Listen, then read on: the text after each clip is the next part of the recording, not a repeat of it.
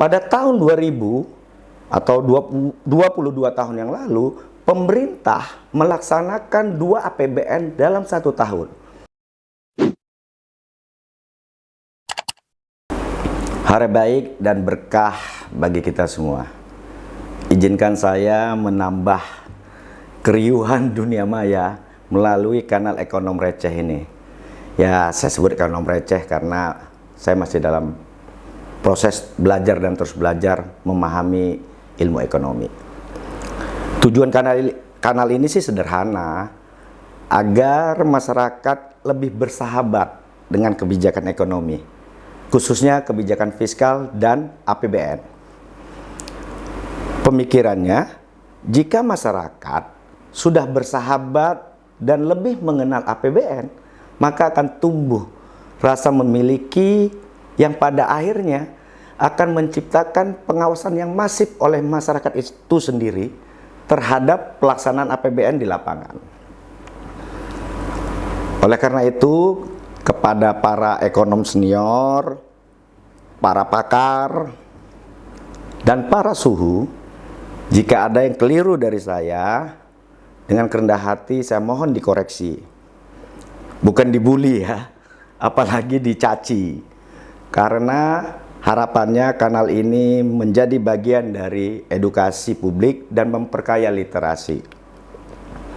Dan pada edisi perkenalan ini, perdana ini, saya akan memulainya dari awal sekali, yaitu dari proses reformasi keuangan negara.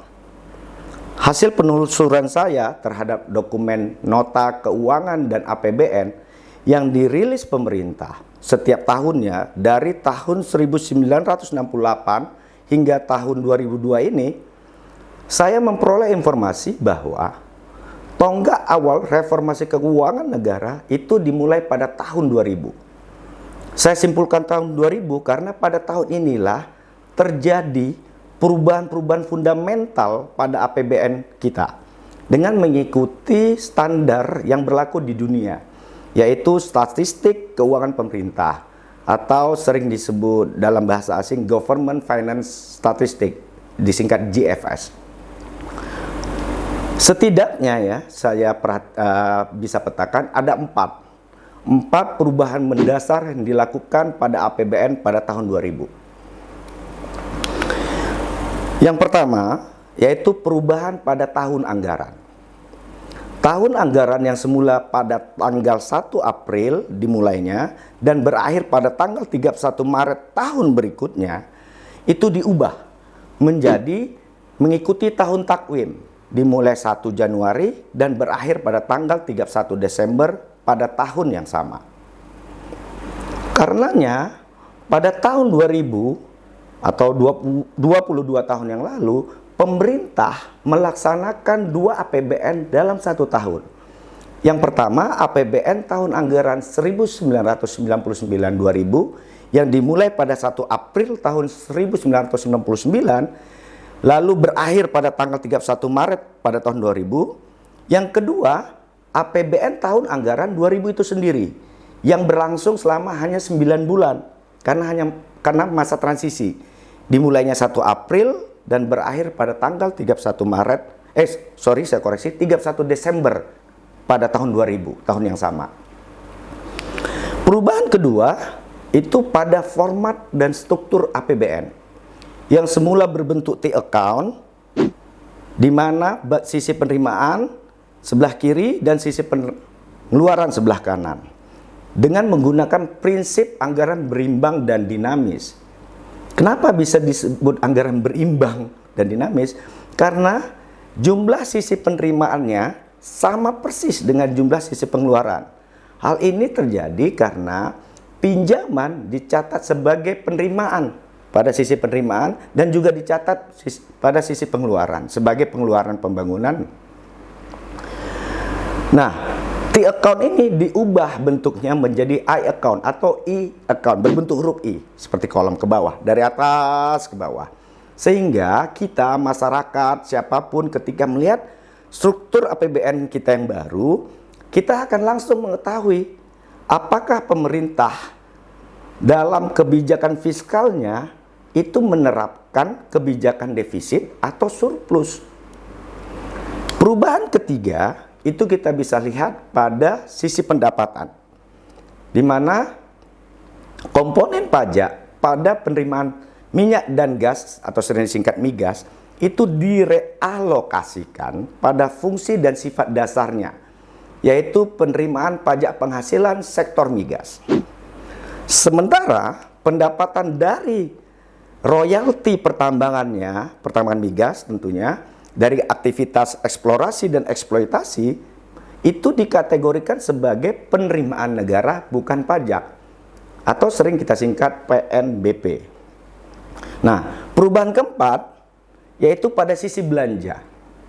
Berbagai jenis pengeluaran yang selama ini menimbulkan kerancuan atau dispute seperti subsidi bunga kredit program dan pembayaran bunga obligasi yang semula masuk dalam belanja pembangunan sekarang diubah mulai tahun 2000 menjadi pos belanja rutin.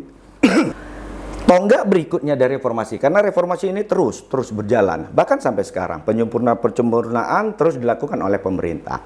Nah, tonggak berikutnya adalah dengan dikeluarkannya Undang-Undang Keuangan Negara.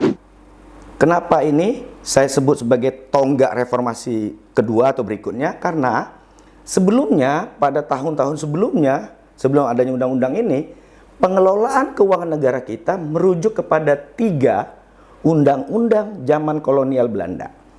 Nah, karena saya tidak bisa berbahasa Belanda, saya khawatir salah menyebutkannya, maka agar tidak keliru, ketiga undang-undang tersebut dapat dilihat di sini. Nah, sehingga keluarnya Undang-Undang Nomor 17 Tahun 2003 ini mengukuhkan Indonesia sebagai negara yang merdeka dan berdaulat. Karena apa? Karena sudah menggunakan tata hukum peraturan perundang-undangan nasional dalam pengelolaan keuangan negaranya. Nah, melalui Undang-Undang 17 2003 ini juga pada sisi belanja APBN kita tidak lagi mengenal istilah pengeluaran atau belanja rutin dan pembangunan. Ini berganti menjadi belanja pemerintah pusat dan belanja daerah.